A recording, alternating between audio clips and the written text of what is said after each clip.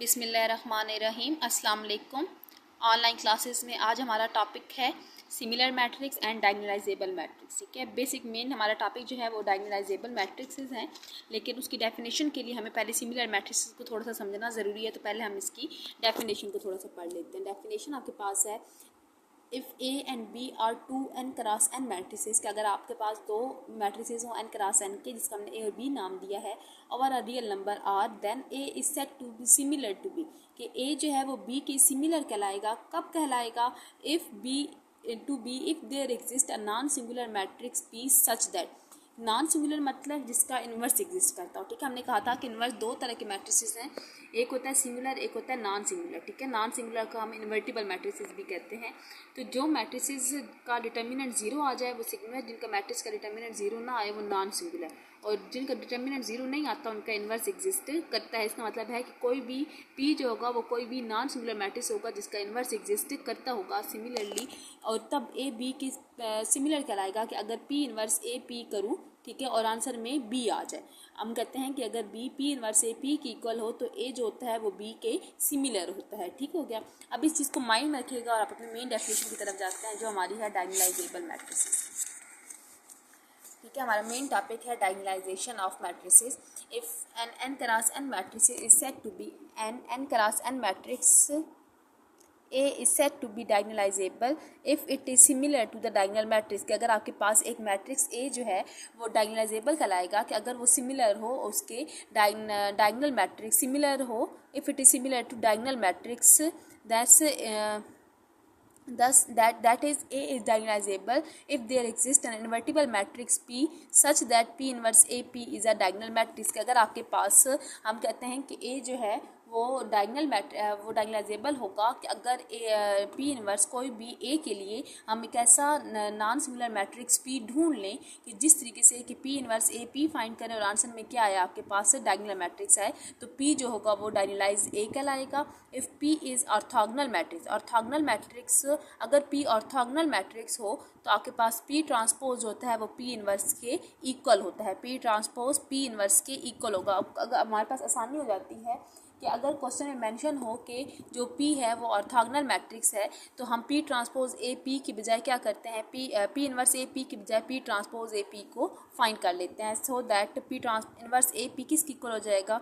P transpose A P is a diagonal matrix, then A is orthogonally diagonalizable and P is said to be orthogonally diagonalize A। ठीक है, कि अगर आपके पास एक matrix A है और हमने उसको डायगोनलाइज करना है तो हम उसके लिए क्या करेंगे कि हम उसके लिए एक मैट्रिक्स पी फाइंड कर लेंगे जो नॉन सिंगुलर होगा, जो ऑर्थोगोनल होगा, फिर हम P transpose A P find करेंगे और उसका आंसर अगर डायगोनल मैट्रिक्स आता है तो वो डायगोनलाइज ए कहलाएगा। ठीक हो गया। उसके क्वेश्चंस की तरफ जाते हैं और इसको आगे से सॉल्व करते हैं। तो हमारे पास टॉपिक है डायगोनलाइजेशन का। इसी के साथ आपके पास एक मैट्रिक्स ए गिवन होगा और हमने उसका ऑर्थोगोनल डायगोनलाइजेबल मैट्रिक्स को फाइंड करना होगा जिसको हम पी का नाम देते हैं। ठीक है, उसके लिए P inverse A P find करना है। पी, अब देखिए ना, उन्होंने खुद कहा है कि जो मैट्रिक्स इससे फॉर्म होगा पी वो ऑर्थोगोनल होगा। ऑर्थोगोनल होगा तो क्या P inverse A P find करेंगे या P transpose A P find करेंगे? क्योंकि अभी हमने कहा कि अगर आपके पास if P is orthogonal then P transpose होता है वो पी इन्वर्स के इक्वल होता है, तो बजाय P inverse A P find करने के हम पी ट्रांसपोज ए पी को फाइंड कर लेंगे। लेकिन उसके लिए पहले हमें इस मैट्रिक्स ए से क्या बनाना ज़रूरी है? पी बनाना ज़रूरी है। अब पी कैसे बनता है? पी हम करते हैं कि ए के आइगन वैल्यूज़ फाइंड करते हैं, जैसे हमने कल किया। ए के आइगन वैल्यूज़ फाइंड करने के बाद ए के आइगन वेक्टर्स फाइंड करते हैं। उन वेक्टर्स को कॉलम फॉर्म में जब हम लिखते हैं तो हमारे पास पी बन जाता है। लेट्स से हमारे पास दो आइगन वैल्यूज़ आएंगी और दो आइगन वेक्टर्स आएंगे, तो दोनों आइगन वेक्टर्स को कॉलम फॉर्म में लिखूंगी तो मेरे पास पी आ जाएगा। मैं उसके बाद P transpose A P find कर लूँगी और अगर आंसर में डायगोनल मैट्रिक्स आता है तो मेरा आंसर ठीक होगा। अब आंसर ठीक होने की भी निशानी है कि हमारा आंसर ठीक कब होगा, कि जब हमारा डायगोनल आंसर मैट्रिक्स आएगा आंसर में, फाइनल आंसर में, वो उसकी डायगोनल एंट्रीज वही होनी चाहिए जो हमारी आइगन वैल्यूज़ थी।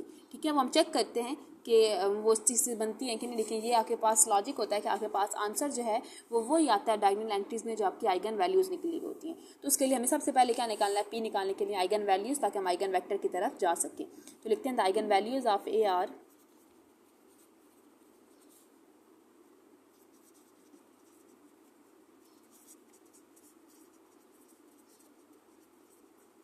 ये 1/।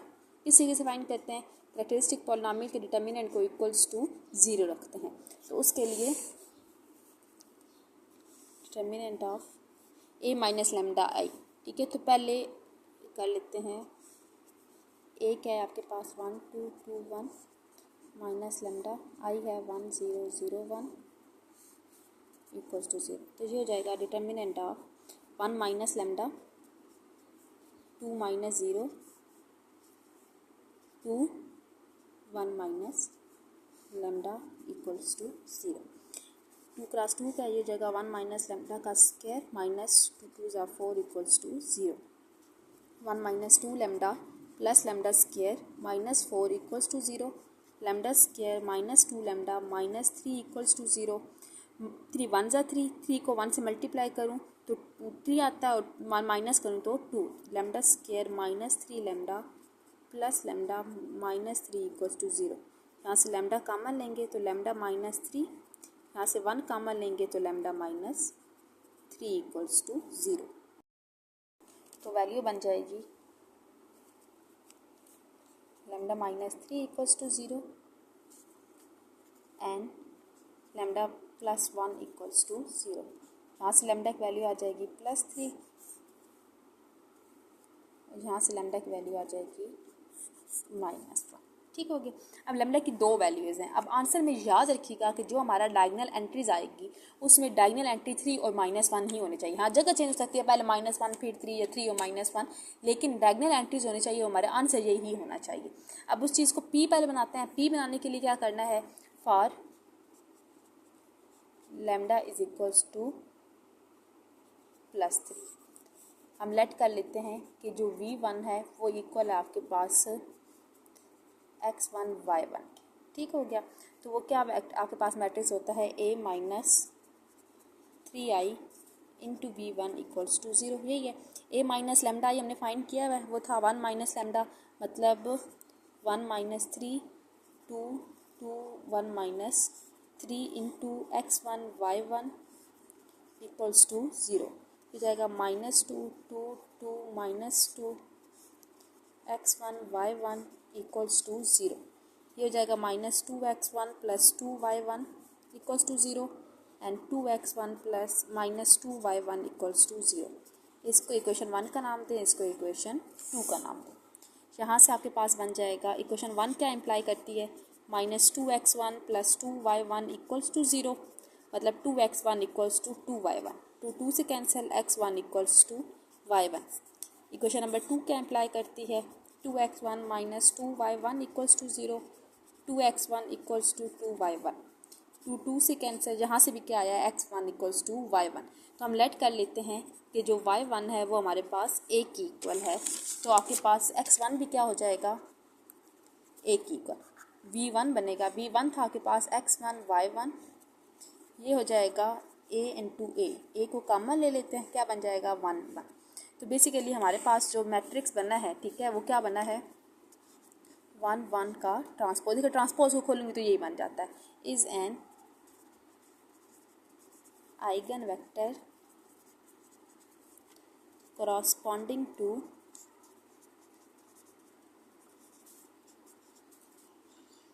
lambda is equals to 3।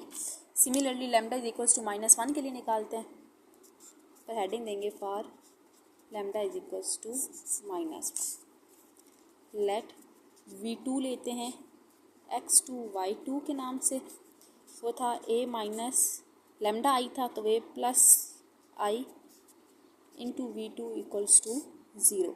तो वो हो जाएगा 1 माइनस लैम्डा, मतलब 1 minus into -1 plus 1 2 2 1 plus 1 into x2 y2 equals to 0। ये हो जाएगा 2 2 2 2 x2 y2 इक्वल्स टू 0। यहाँ से फॉर्म बनेगी 2x2 plus 2y2 equals to 0, 2x2 plus 2y2 equals to 0। दोनों से हमारे पास क्या बनेंगे, x2 इक्वल्स टू -y2। तो हम क्या करते हैं, हम लेट कर लेते हैं कि y2 जो है वो हमारे पास से a की इक्वल है, तो x2 क्या हो जाएगा -a। v2 बना था x2 y2 के नाम से, x2 की जगह AY2 की जगह A, ये चीज़ हो गई। अब यहाँ से A कॉमन लेते हैं तो -1 और 1 हमारे पास मैट्रिक्स बन, अच्छा मैट्रिक्स बन गया हमारे पास -1 1 का transpose is eigenvector corresponding to eigenvalue lambda is equals to -1। ठीक हो गया। अब हमने क्या करना है, दो आइगन वेक्टर्स आ गए। अब हमें क्या चाहिए, अब हमें पी चाहिए। अब हमने उसको पी को क्या करते हैं, ये दोनों आइगन वेक्टर जब हमारे पास आए हैं इनको नॉर्मलाइज करते हैं। नॉर्मलाइज करने का मतलब होता है कि हमने पहले नॉर्मलाइजेशन को थोड़ा सा पढ़ लेते हैं। नॉर्मलाइज करने का मतलब होता है कि हमने इन वेक्टर को इन्हीं की नॉर्म के साथ डिवाइड कर देना होता है। ठीक है, मैं आपको एक का नाम लेना सिखाती हूँ। जैसे हमारे पास पहला वेक्टर है ना, now we will normalise V1। अब V1 को नॉर्मलाइज कैसे करते हैं, V1 को नॉर्मलाइज करने का मतलब है पहले V1 को नाम करना है, नाम फाइंड करनी है, नाम फाइंड करते हैं। V1 आपके पास बेसिकली है 1 1, ये था ना V1 1 1 था, तो 1 का स्क्वायर प्लस 1 का स्क्वायर, दोनों का मतलब पहले एलिमेंट का स्क्वायर दूसरे एलिमेंट का स्क्वायर बीच में प्लस ऊपर स्क्वायर रूट, तो ये हो जाएगा स्क्वायर रूट 2। तो नॉर्मलाइज V1 क्या बन जाएगा, V1 है 1 1 और स्क्वायर रूट 2, तो हर टर्म को स्क्वायर रूट 2 के साथ डिवाइड करेंगे और ऊपर ट्रांसपोज। ठीक होगा। इसी तरीके से V2 नाम फाइंड करेंगे। V2 आपके पास है -1 और 1, मतलब -1 का स्क्वायर प्लस 1 का स्क्वायर, ये भी स्क्वायर रूट 2 बनेगा। यहाँ से आपके पास नॉर्मलाइज V2 बन जाएगा 1 -1 1 है, इधर भी स्क्वायर रूट 2, इधर भी स्क्वायर रूट 2 और ऊपर ट्रांसपोज। अब एक ये मैट्रिक्स आपके पास है और एक ये मैट्रिक्स आपके पास है। इन दोनों मैट्रिक्स को अगर हम इकट्ठा करके एक मैट्रिक्स फॉर्म में लिखते हैं तो उसको हम P का नाम देंगे। ठीक है, तो हम लिखेंगे now let P is equals to, P क्या बनेगा, ये है ना आपके पास ट्रांसपोज, क्या बनेगा, ये पहला मैट्रिक्स था, ये रो है तो ये कॉलम फॉर्म में हो जाएगा 1 by square root 2 1 by square root 2।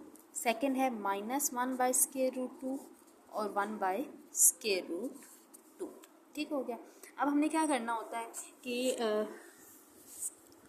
Check करना है कि ये ऑर्थोगोनल है कि नहीं। ऑर्थोगोनल को चेक करने का रफ पे ये तरीका होता है कि इन दोनों रोज को आपस में मल्टीप्लाई करते हैं। अगर आंसर में मतलब इन जिद आपके पास लेट्स से U1 है, ये U2 है, U1 और U2 का अगर आपके पास आंसर जो है वो इक्वल्स टू 0 आ जाए तो हम कहेंगे कि ऑर्थोगोनल है। जैसे चले रफ पे काम करते हैं, रफ पे अगर चेक करें तो ये हो जाएगा 1, इस ये दोनों आपस में मल्टीप्लाई बीच में प्लस ये दोनों आपस में मल्टीप्लाई, ये हो जाएगा 1/2 प्लस प्लस माइनस -1/2, ये आपस में कैंसिल होकर आंसर में क्या देंगे 0। इसका मतलब है P जो है वो ऑर्थोगोनल है। अगर P ऑर्थोगोनल है, P ऑर्थोगोनल हो तो P का ट्रांसपोज, P का इन्वर्स होगा वो P ट्रांसपोज की इक्वल होगा और P का ट्रांसपोज जो है वो P की इक्वल है, P ट्रांसपोज की इक्वल होगा। अब इसका मतलब है कि to find P inverse AP हम क्या कर सकते हैं, P ट्रांसपोज AP फाइंड कर सकते हैं। ठीक है, P ट्रांसपोज AP फाइंड करेंगे और P ट्रांसपोज AP को फाइंड करने का मतलब है कि इसका आंसर क्या आना चाहिए, ऑर्थोगोनल मैट्रिक्स। तो हमारे पास P है 1 by square root 2 -1 by square root 2 1 by square root 2 1 by square root 2, इसका ट्रांसपोज ले लेते हैं, ये हो जाएगा 1 by square root 2 -1 by square root 2 1 by square root 2 1 by square root 2। Now अब डायगोनलाइज करना है, मतलब हमने P इन्वर्स AP की जगह P ट्रांसपोज AP फाइंड करना है। P ट्रांसपोज हमारे पास है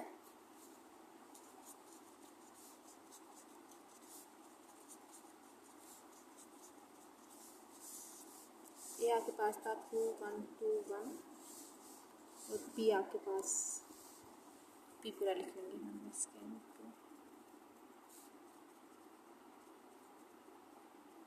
ठीक है। इन दोनों को मल्टीप्लाई फिर उसके साथ मल्टीप्लाई कर, first row first column 2 over square root 2 plus 2 over square root 2 first row second column 1/√2 plus 1/√2, second row first column -2/√2 plus 2/√2, second row first column second column -√2 plus 1/√2। तो यहाँ पे आपके पास बन जाएगा 1/√2 माइनस 1/√2 1/√2 1/√2। ये जाएगा 4/√2 2/√2, ये 0, ये भी 0।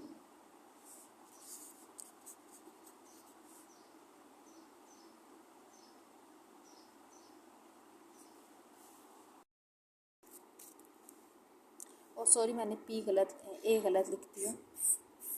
ए आपके पास है, इसको थोड़ा दोबारा करते हैं। ये बन जाएगा P transpose AP is equals to 1/√2 1/√2 minus 1/√2 1/√2, और आपके पास था ए था 1 2 2 1, मैंने पहले चेंज 2 2 1 1 लिख दिया था। और P आपके पास है 1/√2 माइनस 1/√2 1/√2 1/√2।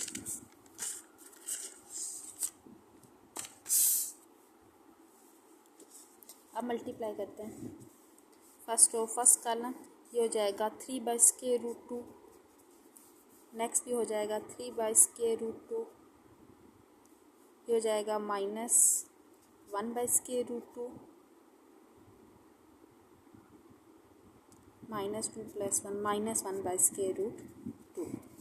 यहाँ पे है 1/√2 माइनस 1/√2 1/√2 1/√2।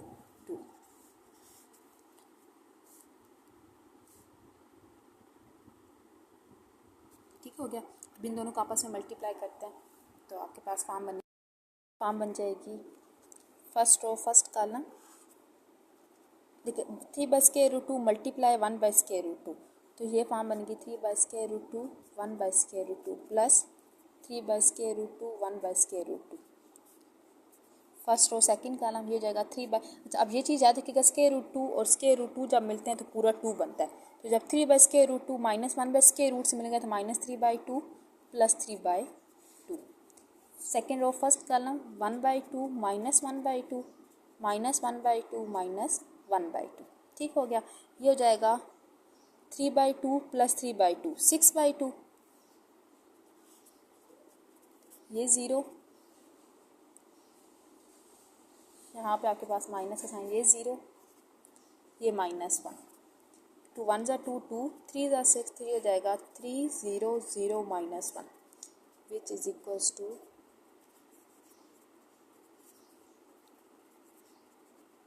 Diagonal matrix. अब अगर देखें तो हमारे पास जो आइगन वैल्यूज़ आई थी, जो ठीक है आइगन वैल्यूज़ हमारे पास जो निकली थी बिल्कुल स्टार्टिंग पे, वो भी क्या आई थी, जो हमारे पास आइगन वैल्यूज आई थी वो भी 3 और -1 आई थी। और हमारा जो आंसर डायगोनल मैट्रिक्स आया उसमें भी 3 और -1 ही आया है। इसमें हमारा आंसर क्या है, ठीक है। इससे रिलेटेड क्वेश्चंस हैं कुछ, वो आप लोगों ने खुद सॉल्व करने हैं। क्वेश्चंस हैं